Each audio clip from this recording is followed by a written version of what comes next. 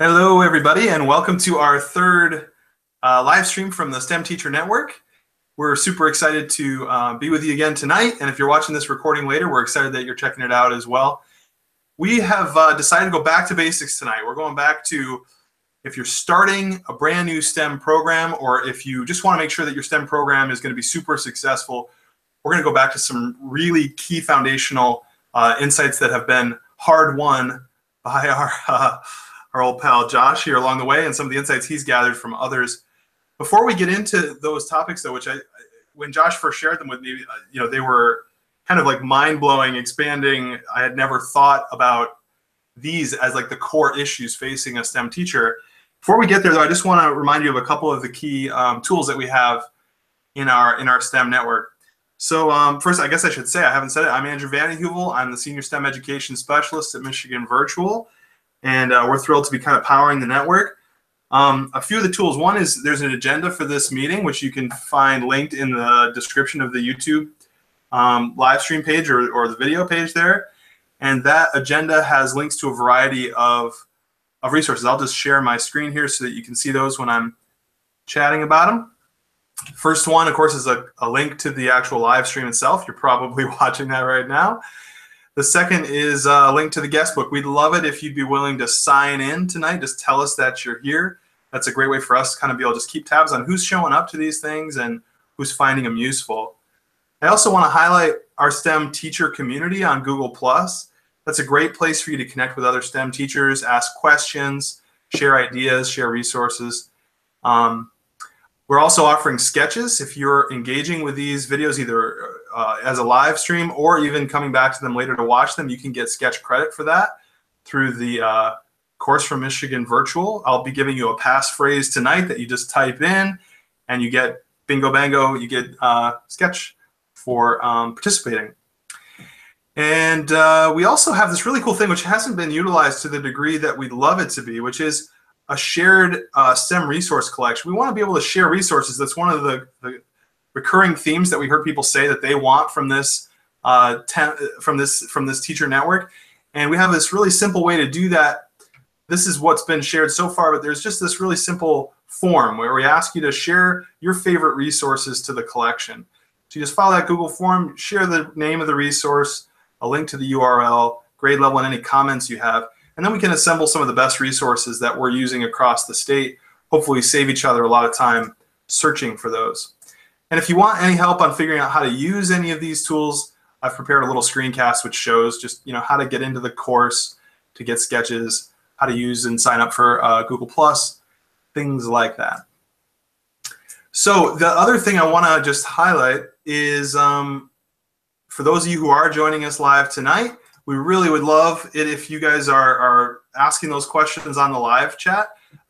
We are going to be sharing some ideas that may be really thought-provoking, and not only to you tonight, but to others watching the recording. So the more questions you ask, the better, I think, for all of us. So Josh, as we've been talking about tonight, I think we've both been excited about ideas, and perhaps you want to launch us off. I mean, you've mentioned to me recently how you've been working with a STEM teacher locally who's starting a new STEM program and kind of starting from the ground up, and some of the top suggestions that were the very first ones you brought to him. Yeah, exactly. When people have approached me or they come into my classroom, I've been doing it a certain way for so long, I sort of forget that it might be unique. And you and I were talking the last couple of weeks. You even came down and visited my classroom. And I started thinking about, because I've been visiting this new teacher over in Northwest schools, and they're starting up a STEM program. And I had another person come by my classroom, and I just reminded myself, I was like, wait a second, one of the #1 issues before you even do anything with STEM is the schedule. And it's usually the first question I ask visitors or other STEM teachers is, what is your schedule? What does it look like? And now, Josh, I should say, so the schedule is not something people would probably think of right away. like the STEM teachers I'm talking to are like, where do I get enough materials for all of my students? Where do I store all this stuff? How do I actually get a project done when I've only got 50 minutes once every week or once every 2 weeks? And so those are the kind of issues people are, but you're bringing up schedule, and it feels kind of like out of left field. Yeah, because that's exactly what happened. I took myself back to the time when I was asked, I was doing project-based learning. We had our own hallway. We were doing it our own way. We had a school within a school. And then I was asked to take over the STEM position. And I asked the teacher that was the STEM teacher before me, why are you stopping? And what you just said is why she stopped. It's, I don't have enough space. I don't have enough materials. I only see them once a week. We can't get into any flow. And I started thinking, well, I think and I've used this example a number of times. If you were to teach a long division problem in a fourth grade classroom, you wouldn't say, okay, we're going to start with step 1 on Monday, and then next Monday we're going to start with step 2, and then the following Monday we'll do step 3. Like you interrupt flow. That's a huge problem. If you have no space, that's a huge problem. So before I took the job, I sat down with my administrator and I said, I'm going to try to figure out a way to solve all of those problems. And it was the schedule. The schedule allowed me to actually knock all those problems out. I found a way to where 6 or 7 EV3s or 6 or 7 GoPro cameras or 6 or enough scissors or enough cardboard or enough space to store materials. I found a way, and it was the schedule. And again, like I was telling you earlier, sometimes I forget that how important that is. It is. I will claim right now, I think it is the most important aspect of starting a successful STEM program is the schedule. And I think tonight what we can discuss, and I think we can prove and give some of these teachers some evidence as to why they should approach their administrators right now to start possibly to have a new schedule for next year. And so if you want me to break it down step by step. Yeah. So schedule, it's like, okay, all right. So schedule. So a typical STEM elective course maybe is going to meet kind of like any other special, right? Where it's maybe once a week, maybe twice a week. So when you say schedule, what you're really talking about is seeing students in STEM for STEM class every single day. Yes. So for a period of weeks, even if that means going weeks without seeing those students. Correct. So what I proposed, and it's worked fantastic.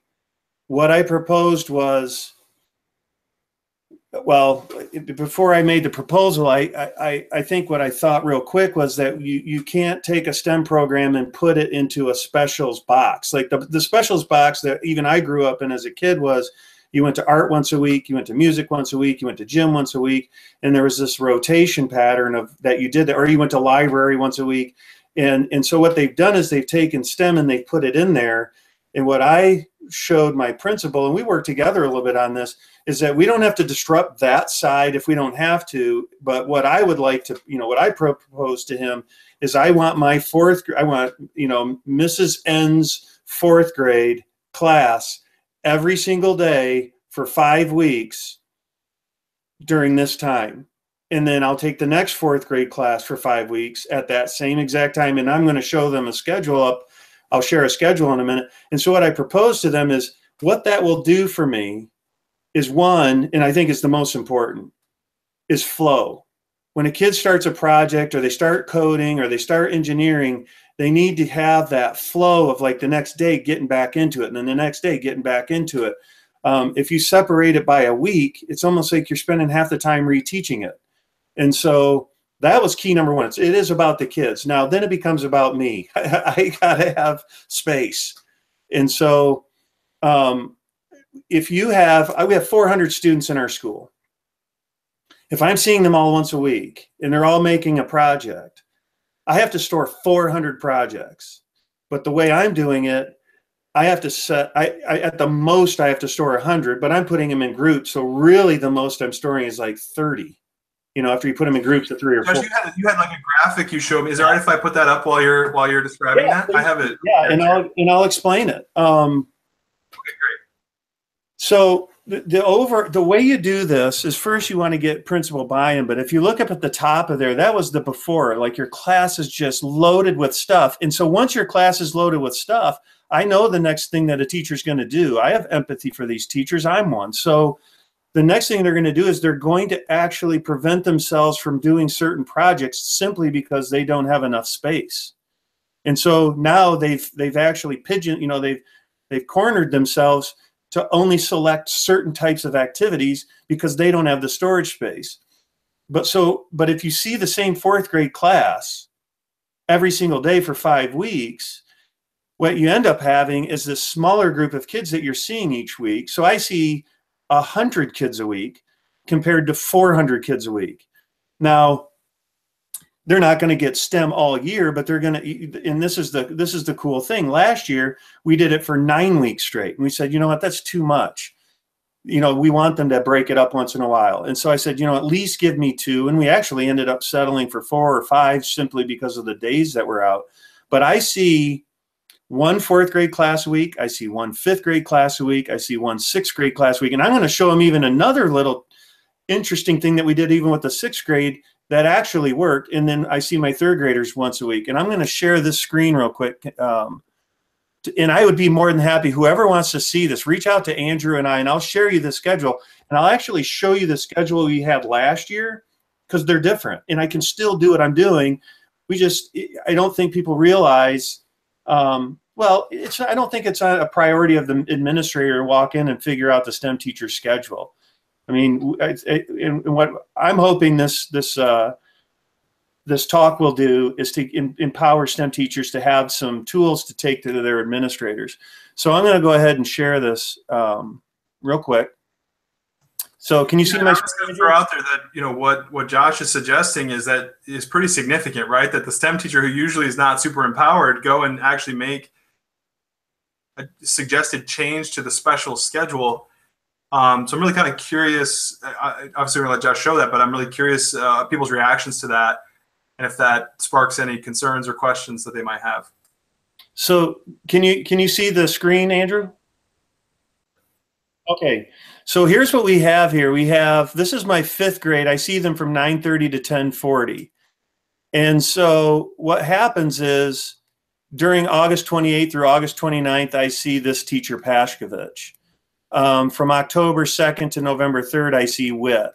And I just keep going down. And from November 6th to December 6th, I see Ward. And then I see Snyder at the end. And then it starts all over again. And so what ends up happening is my 5th grade class right here is STEM. I see Witt, and I see Morbido, 4th grade, and I see Bolton. And you'll notice that my 6th grade isn't in there. And I'll show you how we even we actually were able to create a specific 6th grade schedule just because the 6th grade schedule was different than the 3rd, 4th, and 5th, and it's down its own hall, and we were still able to figure this out. So from 9:30 to 10:40, I see Witt. From 12:40 to 1:50, I see Morbido.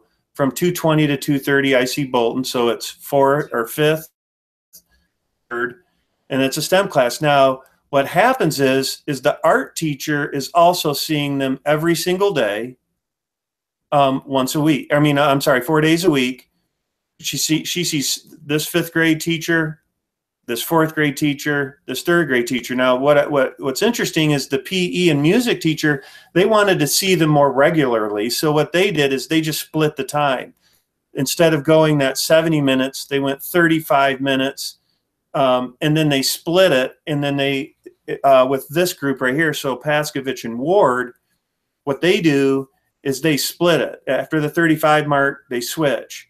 Anderson and Thorburn switch after 35 minutes. So it allows the PE and music to sort of do it the way they were traditionally doing it, but it allows the art and STEM to do it this way because I felt like art was in the same mindset of starting a project and not wanting to wait a whole week to continue that project. So art and STEM, and again, that's probably why a lot of STEAM programs come together, but art and STEM share that same flow state.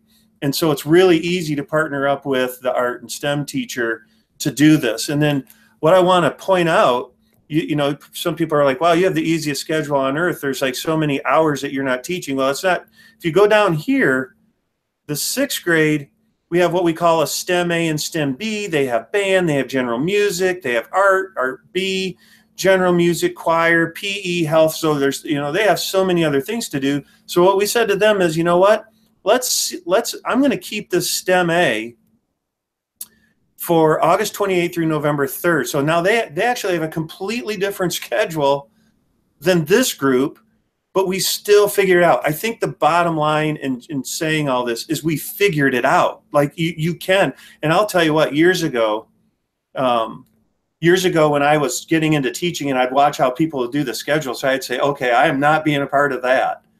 It seems like a nightmare. But what I've done over the last couple of years, and my art teacher and me, we've been able to figure out how to craft it. And I'd be more than happy to help other people do that and lend the eye to maybe how they can present it differently. Did that make some sense? I mean, it looks a little confusing. No, it works. Yeah, and I think that's what's so interesting about it is not many people would jump to thinking that the schedule is such an important factor, but I think you've really illustrated in a way that's convincing to me through our conversations how it's such a game changer when you know suddenly your space is freed up, your resources are freed up, your kids are able to continue from day to day. And I could see how for some teachers, though, it feels like to get from where I am now to there seems like impossible, perhaps, depending on their school schedule and all the factors. But I hope people take away is that regardless of your situation, there is a path, there is a pathway, and that it's worth fighting for because it makes being a STEM teacher actually enjoyable.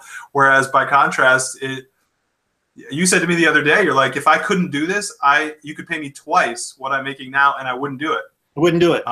There's no way I do it, and I'll tell you where I feel like the message that has to be out is this: you, a teacher that's in that once a week model.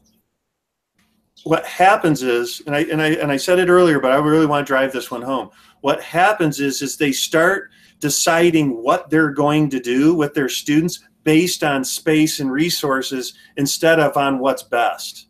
And so, for instance, you know, we got a 3D printer 2 years ago. I can't imagine so almost every single one of my lessons involves either 3D modeling or 3D printing. We don't print everything, but we model almost everything, prototypes and all of that. But if I want to right now, and I have my 3rd, my 4th, my 5th, and my 6th, I have, because of the way this is set up, I can actually print for all of them in a week. Now, if you had 400 teachers, there's no way I could 400 students, there's no way I could do it. So by saying that, what I just said is I decided not to do an activity that I thought was best for the students because of my schedule. And it's not the materials, it's the schedule. And so, like when I visited this teacher at Northwest, that's one of the first things we discussed is, you know, let's really take a good look at the schedule first, and then you're going to be able to empower yourself and your students with all the things that they need to stay in that flow state, to have the materials they want, to have the greatest lessons. One of my favorites was it's called Kane's Arcade or Cardboard Challenge. And if you had 400 students, or even like 900, which is what the teacher I'm working with right now is in charge of 900 students. Do you imagine 900 cardboard? I mean, no one would do it. They just wouldn't. They'd pick a grade. They'd say this grade's going to do it. So, yeah, that's it. It changed everything, Andrew. It changed absolutely everything. Awesome. It was the new mindset for me in our conversations when we started talking, and I'm thrilled that we have a chance to share a bit about it with the network and solicit people's feedback. The kind of comments people are sharing in the live stream is you know, Cynthia's got a nice schedule, it sounds like, where she's able to do kind of 3 days in a row. which she's just saying that that's something that she had to fight for, right? Because she wanted, she really felt like getting that flow state with her kids was really important. And she just shared how she had to fight for that 3 days in a row, which was the max they would allow, instead of going every other day back and forth. And she was saying they added middle school classes the next year. And so sometimes you got to be thinking years in advance, right? I mean, this is the kind of stuff you're sowing seeds with administrators today for next year. But I do want to highlight Josh's invitation, really, to reach out and get support from other administrators, from other STEM teachers who have done this and can speak to the value that it's brought. And I know Josh personally has done that kind of work with a number of other STEM educators. So it's very cool. That was this foundational thing. Once that gets unlocked, once that schedule is there, it opens the door, as you mentioned, Josh, to all kinds of projects, right? Whereas there's things you just would have cut off, wouldn't have been options until you made that change. Yes. The second major, but still simple. I mean, some of these things are like deceptively simple, right? But unless they're in place, then you really can't have a successful STEM program to the degree that you may want it to be, that we really all want it to be. And that second element is how you go about managing lessons and projects in your classroom. So you there's all kinds of resources out there. There's all kinds of projects that you could pull from. There's curriculum that you could take off the shelf. There's maybe something cool you found on Pinterest that you want to try. But you need a way of structuring it. And frankly, one thing I always struggle with in the classroom is you need a way of assessing it, right? You need a way of making sure kids are on task, that they're making progress. And you need to do it in a way that's actually feasible as an individual in a classroom full of kids. And in our conversations, Josh, you've shared some really just like a great kind of process that you've been using in your classroom. And over time, you've been sharing with more and more teachers, which I think is just a really helpful model for folks who may be looking for that kind of structure. And so our hope kind of in as the second sort of main theme for tonight was to look at that process that you use. So would you be willing to share with us about that? Yes. So the process that I use is this. I think it's the exact same process that all careers and coaches and all of us use anyways. And so I'm not going to say that this is something I invented. What I asked myself is, what do every single one of my STEM projects or my STEM lessons have in common? What is the one thing how do I create an environment in my classroom where kids know when they walk in that they do this, this, this, and this, and this is what quality will look like in the end. And so the first thing I did is, John Hattie in his book talks about the number one thing that a kid needs is, what is the expectation? Like what does this thing look like when it's done? Like what am I aiming for and what can I do? And so putting that in my mind and knowing over the years that technology is allowing us to do more powerful things, I incorporated video. I think that video is a fantastic way to document learning. I think it's a fantastic way to tell a story of your learning. And so what I did is I put a process that I had in place. I'm going to go ahead and show you the screen. While you pull that up, Josh, Teresa was just asking about the book by Hattie that you referenced. What it was called again? Let me go grab it. Hold on one second. Very cool. And into video, I'm sorry, here he's oh, there he is. Yeah, it's visible learning for teachers, maximizing impact on learning. And so one of is that the one, Josh, with all the little like speedometer graphs in it? Yes, correct. You flip a couple of those pages up there just so people, right? Yeah, can you see it? Yep. And then it's kind of like a meta analysis of meta analyses. Yeah, I mean, you know, with all of his research over the years, I guess I took a look at it and I thought, you know, if he's interviewing millions of people, I'm gonna sort of see what, you know, I'm gonna take a stab at it and try to follow through with, if expectations is number one, that students have to have the expectation in place. If that's what drives them, I'm going to go with it. But I also think managing your STEM classroom is absolutely important. They have to know what they're doing when they walk in. They have to know how to go through it. And so I just created a system that seemed to really work for me. And as I started developing it, I got more interested in making it better. So I'm going to go ahead and share the screen here. Let's see. There it is. And I'm going to just walk you through a lesson and what we do. Is that all right? It sounds great. I'm going to sneak in, because I try to be sneaky about it. I'm going to sneak in what our passcode is for tonight for earning sketches. So if you are watching a video or with us on the live stream, get out your pen.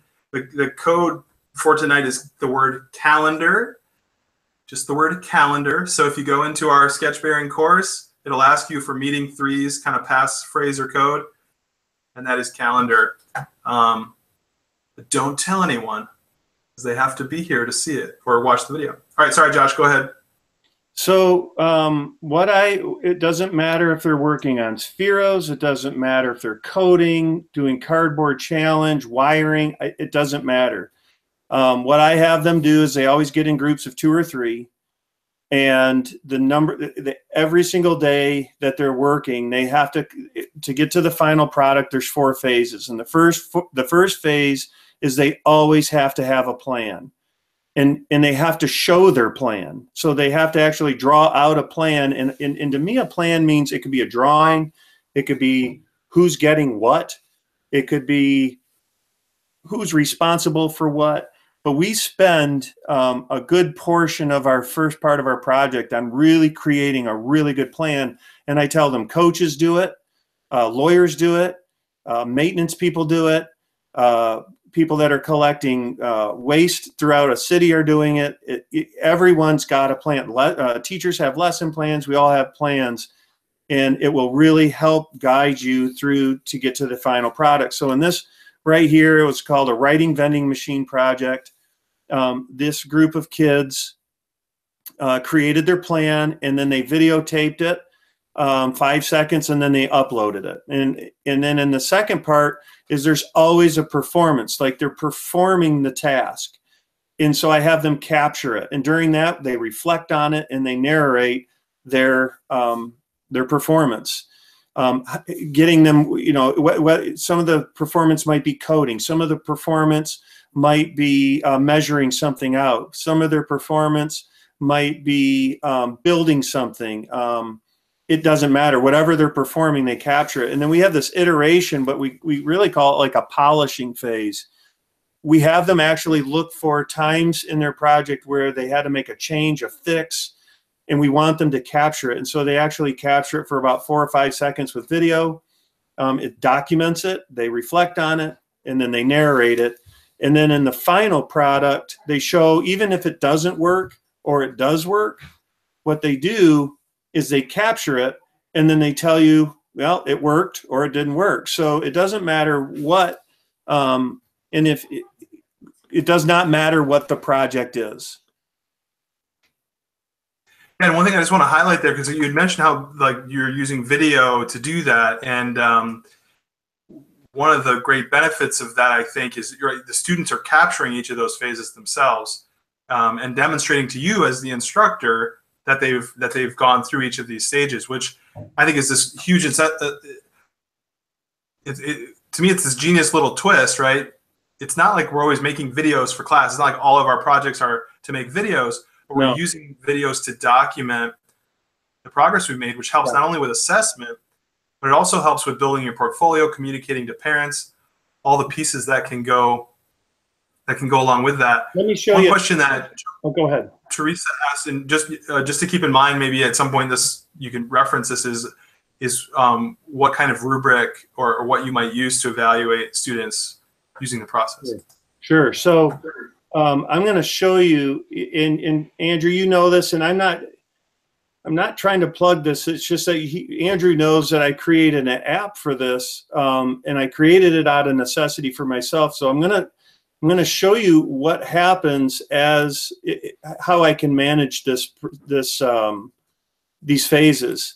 So what happens is as a group is uploading their plan, what happens is I get to see it. I get to see, like, yes, they got that part done. They uploaded their plan. So I'll give you a little example right here. Let's see. So so as they upload it, I can see these parts light up. And so in this area, I know this group is done. I know that group 2 has 2 of their phases done. I think you've got to reshare your screen, Josh. Oh, okay. I'm sorry about that. So let me go ahead and do that now.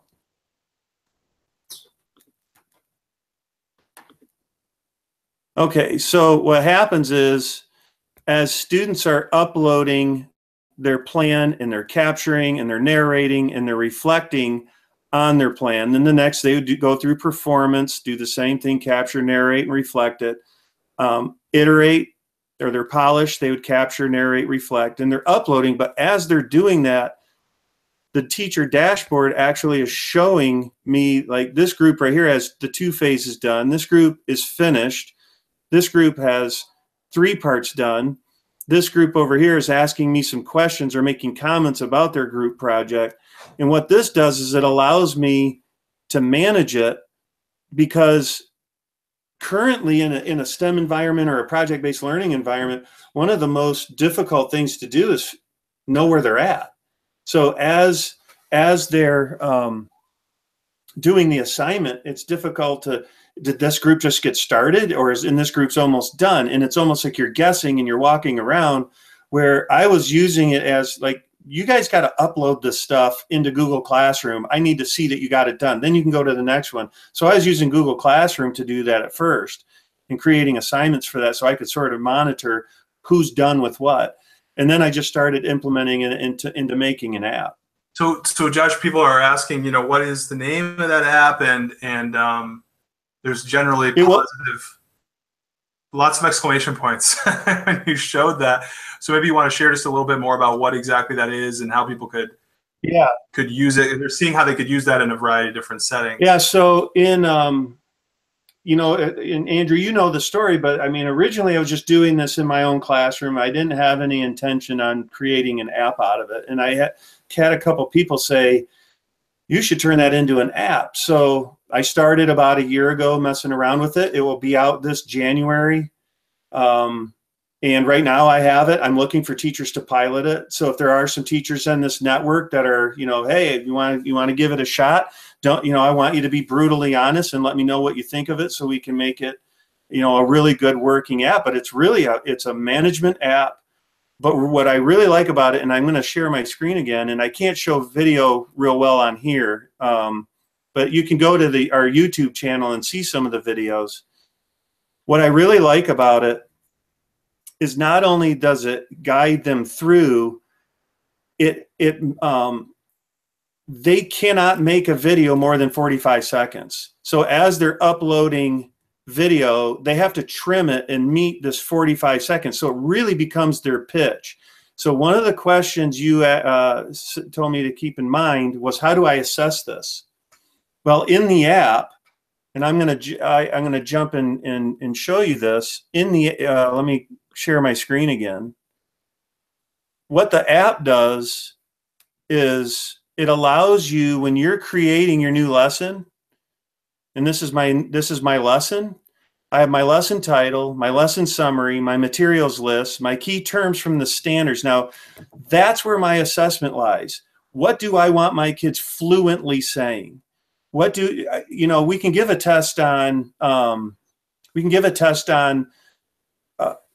Potential energy, kinetic energy. But what my students are doing is they're actually talking about it. They're fluently talking about it. And then go back to this Hattie thing, this example video. is a video from my prior, maybe my prior marking period or my prior year, of an example of a student group that did it really well. So I say, look, this is what a fourth grade class did last year, a fourth grade group did last year. This is the bar. I'm expecting this out of you. And so there's the expectation. The standard, the key terms from the standards are what drive it home. And so if we go down to, here's another screen, when they go into this and they go into their narration, it's telling them what terms they have to use that goes along with that planning. And it shows them, well, you've used combined, you use separate, or you use solution. And so that's how I assess them. They show me. It becomes from handing a piece of paper and me checking something off to them pitching their knowledge to me while it's being managed. So I'm managing it, I'm assessing it. They're typing and they're writing in every assignment because they're writing out their narration. I call it STEM fluency. And so we just try to wrap it all together, and they know that regardless of what project we do, that's the process. So I say, guys, here's what you have to do. Where's your plan? I want your performance. I want your polish, and I want your final product. And as you teach them how to do this, and you've been in my room, yeah, they just sort of walk in and they completely ignore me. After I give the instructions in day one or give a little bit of a direct instruction over a key concept like a circumference in a parachute lesson, after that little 10-minute direct instruction, they're off, and I just become a facilitator. Right, and it's a beautiful thing to see and to be a part of as a teacher. So a couple of questions were popped up that we should address, and then we can talk about how the process that you're talking about, though, is universal beyond the specific tool that you might use to administer it. So one is, first of all, people have really expressed, I love it. So people have expressed an interest in being able to pilot. Sure. The app that you say that's coming out in January. So and I think it's a great benefit to people who have been a part of the STEM network. Perhaps the easiest way, I don't know if you're comfortable to do this, Josh, would you be willing to share? Well, first of all, I don't think you've mentioned the name of the app. It's cross-braining, right? Yeah, it's just cross-braining. And it came up with the idea that a STEM or a PBL room. So when the word STEM came out, that excited me more than anything, because it was like the first time that I was ever allowed to say I get to mix it all together. You know, it really broke down the silos. And because when I was doing project-based learning years ago, it was, wait, you're supposed to teach math here, you're supposed to teach science here, and we weren't. We were just putting it all together. And so the word STEM sort of opened up the floodgates for me. It was like, yes. And so what cross-braining is that none of us are accomplishing anything that we do throughout a day using a siloed approach. And so what I just say is, like, your brain is just firing all over the place. And so instead, you know, the cross-training movement, you know, was to mix all these different these different types of athletic training up to become a better basketball player, a better football player.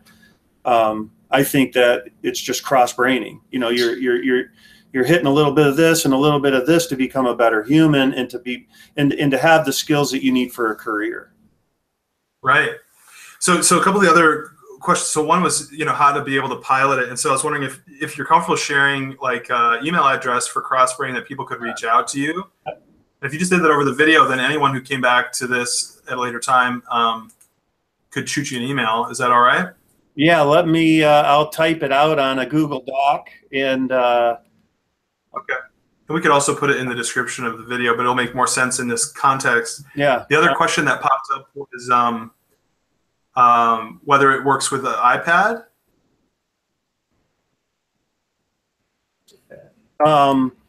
It will be, but not quite yet. We're really focusing on the Chromebook right now, but it's a web app. So we don't know exactly what it's going to look like on an iPad yet. And so what we have to do is, and that's why we want to pilot it as well, is what happens when you go through certain screens on an iPad, or what happens when you go on a tablet, or what happens. So it's a web app that can be used on any platform. But what we're doing right now is getting all the kinks out for the Chromebook. and then we'll start moving into the iPad. I mean, that is our goal, is to, but again, it's a web app. It's not something you can download off of iTunes. You go into our website, and then you would go in and click it. And so our website's getting an overhaul, and then the app will be out in January. And I'll show, if they want to, if I would love for the group that's sitting in here today or that's going to watch it later. I mean, these are the people we want using it and getting their honest feedback, and to be brutally honest. So here's how you would, you just reach out to josh.nichols@crossbraining.com, and then we'll put you on our list. And then as soon as the app comes out, what I would do is we could probably jump into some type of Google Hangout so I could teach them how to use the app. We could even do it maybe on one of these broadcasts or something like that. We'll leave it up to them. But it's really intuitive. We really worked hard to make it sort of like just flow through. And I don't think it's that difficult to use. I've shown a number of people, and they have said, right now we're working with ISTE, International Society of Technology Education, and they've really helped us, like guided us on trying to make it really intuitive. So you almost fall into the next step. You don't have to like say, what am I supposed to do next? And really for the student to just flow right through it. I think it's super cool. I'm glad that you had a chance to share that, and I do hope that folks are interested in piloting. I think that's only going to make everything better, and it's awesome that Michigan teachers kind of get one of the first stabs at it. Cynthia referenced using GoPro cameras, which I know is something you use in your classroom, and you've got a relationship with GoPro because of the cool stuff your kids have done, using these awesome little hero session things to do their recording. Yeah. So I don't know if you want to speak to that more, but we've got about 15 minutes left, and I did want to spend some time on the basic process though, because I don't want people to be hung up on the platform that allows them to implement the process. Right. Because that process can really, it is sort of curriculum agnostic, right? So some people on the chat were asking about Project Lead the Way or Genius Hour or different things they might use. And I know in our conversations, this way of demonstrating what students have learned is sort of agnostic to all of that. And so I don't know if you want to kind of illustrate that with an example or Sure. kind of take the lead on that. I'll start with an example, and then I'll jump into Pinterest, because I mean, I can show you how you could go into Pinterest, find something, and apply it right to it. So we'll go with like the lowest of hanging fruit. Let's say that you want your kids to get into a group of 3, and you give them a pretty decent story problem, and you say, okay, I want you guys to work this out. Well, that's, you're setting yourself up for a little bit of disaster. I think a management disaster if you just say that. But if you tell them, look, I want to see, before you even start doing this, what's your plan? Like, who's doing what? Who's reading through it? Is someone highlighting something? Or, what before you even look at this, assign some roles. And in our app, we have roles, and you can assign it, and it gets really, it can get into some detail. But let's say you don't have to have the app to do what I'm saying. I love that you gave this example once, which was like, who's going to go get the tape? Yeah. Like, that's part of your plan, because that needs to be written down. Whose job is to go get the tape? And like I said, you've seen it in my room, to where it's like there's very little argument. There's very little. It's not like Jimmy's sitting over there doing nothing because he's been assigned something. Like, they all assign, and I'm like, this is the planning phase. We're going to spend sometimes we spend up to 30 minutes creating the plan. But that plan, remember, because of my schedule, it might take 2 weeks to do the project. So 30 minutes is like nothing compared to a 2-week project, or in one of our listeners' case, a 3-day project. You could still take 10 minutes, and it's going to make those 3 days very enjoyable because they all know what to do. So in that planning phase, you are saying, like, who's capturing this, or who's going to videotape this? Who's in charge of narration? I always give some reflection questions. Who's going to go through the reflection questions? So I'm going to go back to the division problem. You plan it, and then they're actually performing it. And through that performance, you might ask them some reflection questions. And they can be fun. They can be like, do you guys even know what you're doing? Like, do you have any clue? Be honest. Do you wish you would have had some other skills before you got into this math problem? And so I'm walking them through how to think through the math problem by a process that we use every day. You have your plan, you do your performance, and then let's say the change iteration. Almost every math student that I have takes their eraser out and they scratch something out. That's an iteration. They polish, they've caught it. And so what I explain to them is, man, if you can take your video camera and just capture that for 3 seconds, like be proud that you captured that. Like you didn't keep moving on. Like that's really awesome that you realized something's wrong. Yeah. And then in the end, you have this final product. And this is where, so going back to the assessment, we're so used to assessing kids and saying, this is a work. I actually lean towards, you know what? If it didn't work, you still did it. That's your final product. Like it just didn't work. And that's okay, because it doesn't always work, especially if you can reflect and explain to me why it didn't. And sometimes they'll look at other kids and they'll figure that out at the end. Like it didn't work because we didn't do this, or we didn't do that. But you can do it with a story problem. I'm gonna quickly share a screen that I see a lot of. I've just seen it a lot on Twitter. I bet a lot of the lists, I use it. I think it's a great group activity. But the stacking cups right here, you'll see where you get some rubber bands and some string, and you ask the kids, like, here's some materials. Figure out a way for your team to, to stack them, and and you go in here and you click out the directions, and they, they'll give you a little bit of an idea of what to do. So all I do is, okay, guys, what's your plan? It goes right back to that. They know it. So after like week 1, they know, all right, we got to have a plan. So they start doing it. All right, we got to capture us like building it and performing it and like what's going on here. And then when they're narrating through that, they're narrating their thought process of like why they did it the way they did it. We put our string here. So in that one, there might not be this curriculum standard for science, but that might be a collaboration type of, because that's what that assignment is. It's more collaboration. And I mean, I guess you could do some stuff with elasticity and rubber bands and strings and teamwork, but I'm telling them, giving them some keywords that I want to hear out of it. And even if you didn't have the video camera, you could say, I want a narrative of your plan. I want a narrative of your performance. I want a narrative in short narratives. Right. I mean, those could be in writing even, right? They don't necessarily need to be videos that kids are capturing, right? You could say, write this paragraph and use these key terms. And include an example of an iteration that you made. 100%. And it can be done with every single assignment. And so then so let's go real quick back to the assessment. One of the coolest things about this, and especially on the video side, you have 45 seconds. That's as long as it can be. It's their pitch. And you have these key terms from the standards. So let's say there's 5 key terms that I say to put in there. When they go to watch those at the very end of the project, so it's day 7 or day 3 or day 4 or whatever it is, and they go watch those, and let's say there's 10 groups. In less than 6 minutes, they all present.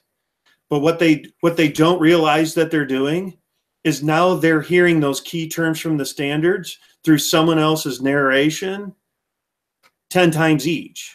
Right, and kids all want to see the video that they made. They all want to see the video that their classmates made.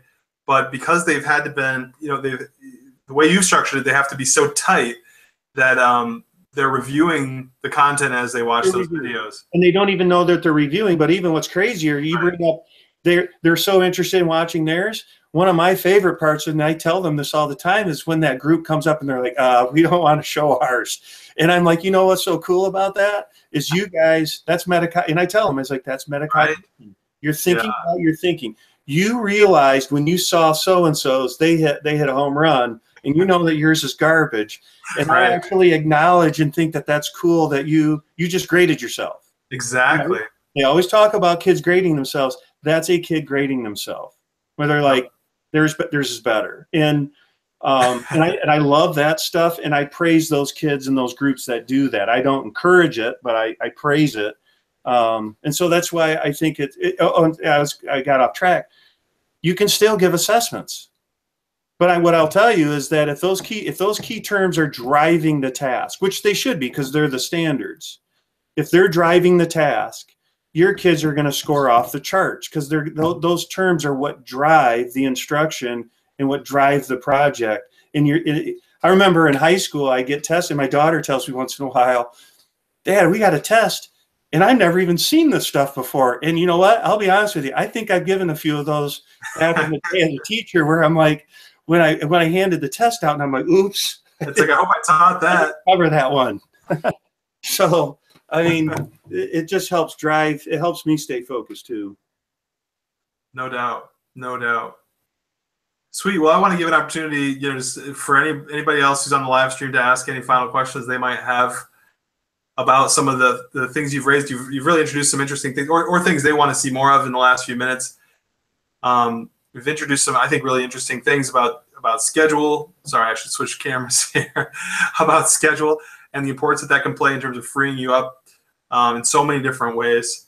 And then this really simple process, this 4 steps that opens some doors, not only for students being more aware of what they're learning, but also demonstrating their learning in a really powerful way, especially when coupled with video. Let me share one other thing.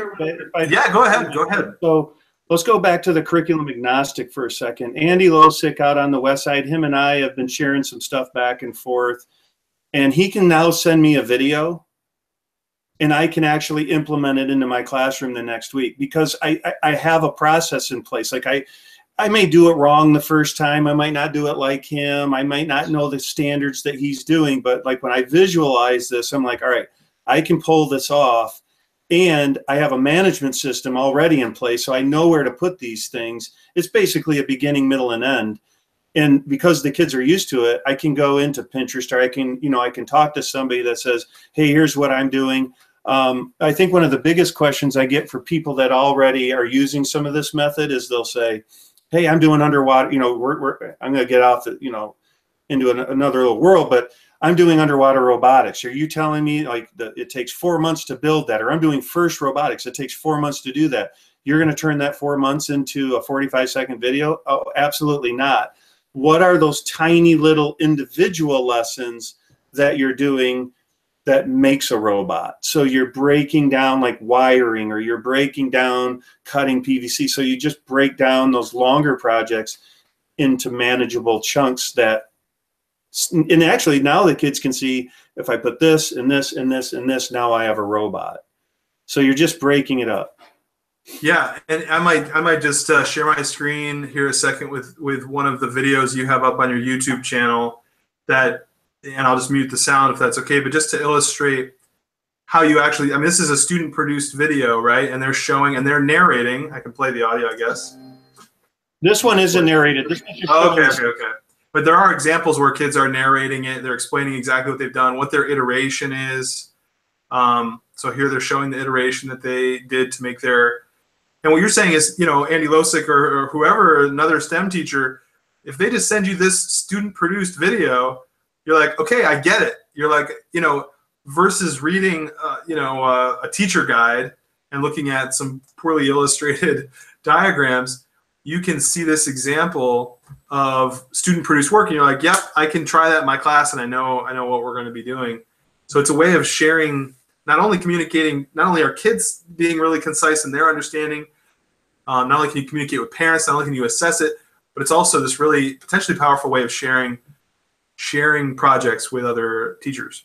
And there's a couple other little pieces that make it really. Are you still there? Yeah, there's a couple other pieces that make it really unique. Is that it's a student-made video that's narrated. So to the teacher and to the student, it's saying, you can do this. Like it's an assignment that can be done. And so when you're sharing student-made videos from me to you, or me to Andy, or me to whoever, if I'm sharing a student-made video with him, he knows it can be done. It's been vetted. It's like a 4th grader can do this, a 7th grader can do this, and you're seeing, and it's not so high tech and high functioning video editing or anything like that, because they even talk about that as they enter it. The app actually just puts it all together. It's not it's not iMovie. It's enter, and it just streams it together. But it's when you watch them, the hope is that, and I would love this in our network, is that if teachers decided to use this, that we could all share. We could all just, I mean, it would open up like that last one, the egg car. I had never seen that until someone submitted that to me. And so I thought I could do that. Right, right. It empowered me because I saw the whole process. No doubt. It's right there. And you've seen kids do it, and you know teachers using it in their classroom, so it must work. Mm-hmm. This is good stuff, Josh. I'm glad that we had the chance to share some of these kind of foundational pieces that you use in your classroom. I know that they're going to be useful for other teachers, and I appreciate your willingness to really open up your classroom to people and your experience. I know you're very clear about, like, you're excited what you can learn from other people, and that's why you always have an open door to people who want to learn from what you've done. It's very it's a part we got to stick together. That's kind of the spirit of this whole STEM teacher network, right? Is that we're all benefiting from one another. I've only got one more thing, which is just kind of like our feedback form, a little brief survey, if you're willing. Did you have anything else, Josh, you wanted to share before we sign off for tonight?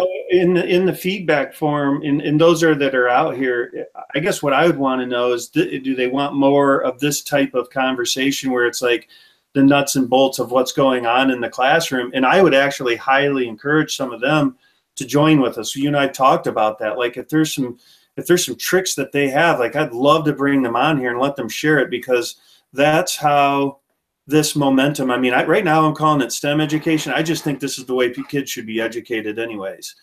Yeah, I'm hiding under the word STEM. I'm just going to be honest with you. Like, what I can see of the comments people are sharing on the live stream too, we have we have people with really unique experiences who've been doing it for a lot of years, who have got a lot to offer. And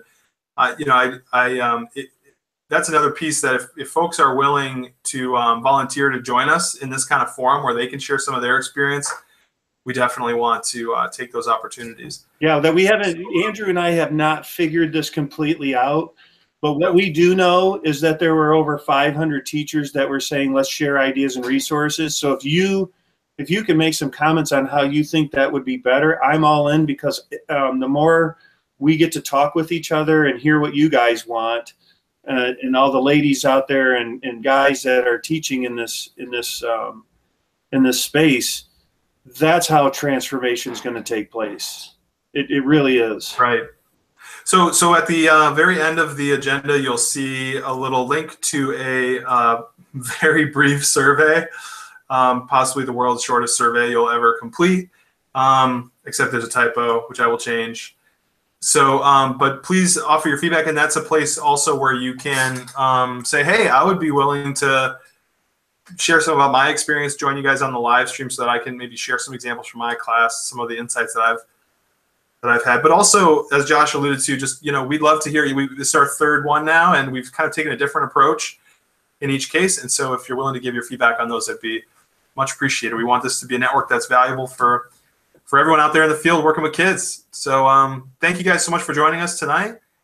And have a great night. Yeah, thanks everyone. All right, see you later. Bye.